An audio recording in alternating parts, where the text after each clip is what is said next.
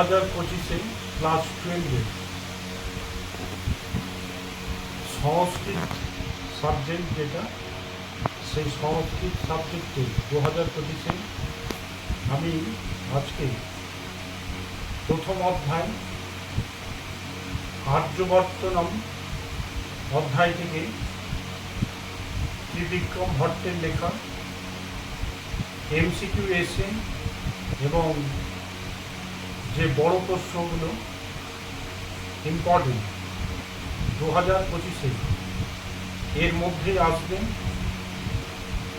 তো আমার পরপর অধ্যায়গুলো পেতে আমার চ্যানেলটাকে সাবস্ক্রাইব করে রাখো। এর মধ্যে কোশ্চেনগুলো আসবে, আমি অনেক দিন ধরেই কোশ্চেন করে আসছি, এখন পর্যন্ত কোশ্চেন আমার মিস হয়নি। তোমরা আমার উপর ভরসা রেখে এই কোশ্চেনগুলো, আমি যে কোশ্চেনগুলো এখন তুলে ধরবো এমসিকিউ এসে এবং বড় প্রশ্নগুলো, এগুলো তোমরা মুখস্থ করো। আর প্রত্যেকটা অধ্যায় একটা অধ্যায় করে আমি প্রত্যেক অধ্যায় ব্যাকরণ, ভাব সম্প্রসারণ একটা দেওয়া রয়েছে। এই প্রশ্নগুলো করো, এর মধ্যে 100% আসবে, তোমরা বিশ্বাস রাখতে পারো।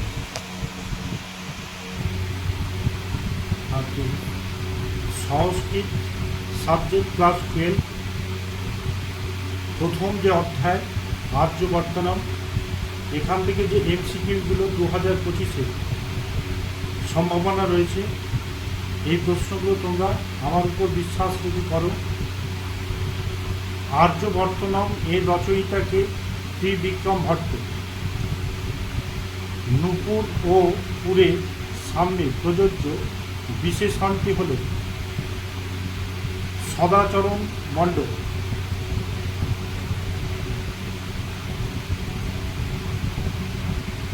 চেটিকা ও বাটিকার সাথে প্রযোজ্য বিশেষণটি হল বিট বিহিত। গঙ্গা অলঙ্কার হল চক্রবাক। স্কটবাদ কোন শাস্ত্রের অন্তর্গত? ব্যাকরণ। প্রথজনা ইব জনা। প্রভঞ্জন শব্দের অর্থ কি? ঝড়।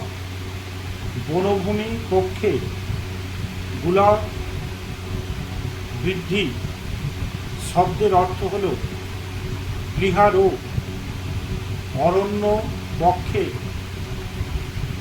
সকল ভবনা শব্দের অর্থ যে বনগুলিতে হাতিদের বাচ্চা আছে। আর্যবর্তনম এর উৎস কি? নলচম্পু। সাংখ্য কি? সাংখ্য দর্শন।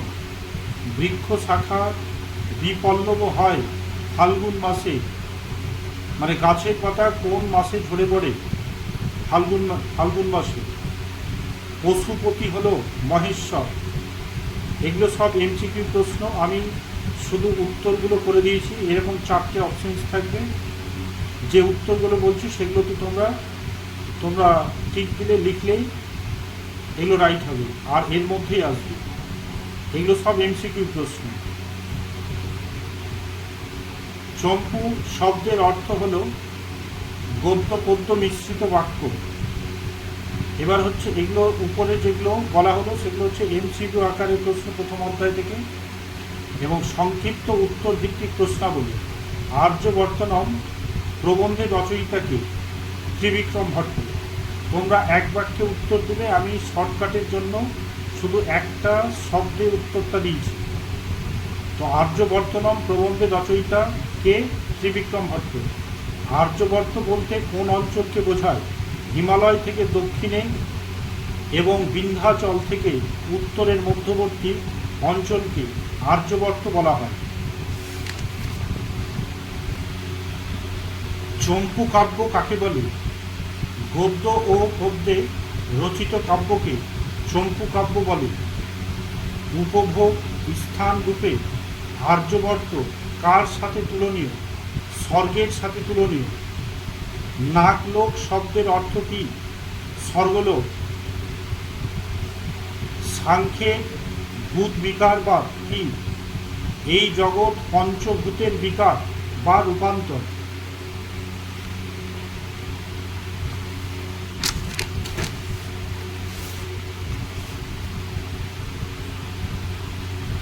এই জগৎ পঞ্চভূতের বিকার বা রূপান্তর। সাংখ্য দর্শনের এই মতবাদী হল ভূত বিকারবাদ। সম্ব স্থলী পদটির প্রকৃত প্রত্যয় নির্ণয় করো। সম উপ হস প্লাস লট অন্তিম।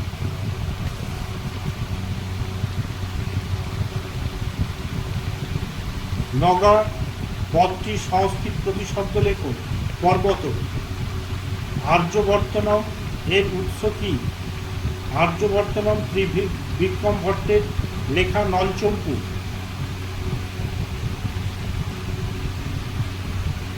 মোহে রুহ লোক কথার অর্থ কি? ধনী লোকেরা। যত্র চতুর গোপ সভিতা গ্রামা কথাটির অর্থ কি? চালাক গোয়ালাদের বসতিপূর্ণ। মানে এই আর্যবর্তে চালাক গোয়ালারা বাস করত। বিনায়ক পদটির দুটি ভিন্ন ভিন্ন অর্থ লেখো। গণেশ রাজার বিরোধী। নগা এর সমাস নির্ণয় করো। ন গচ্ছতি যা স নগ উপপদ তৎপুরুষ তে বিভক্তি। আর্যবর্তে কুল বধূরা কীরকম?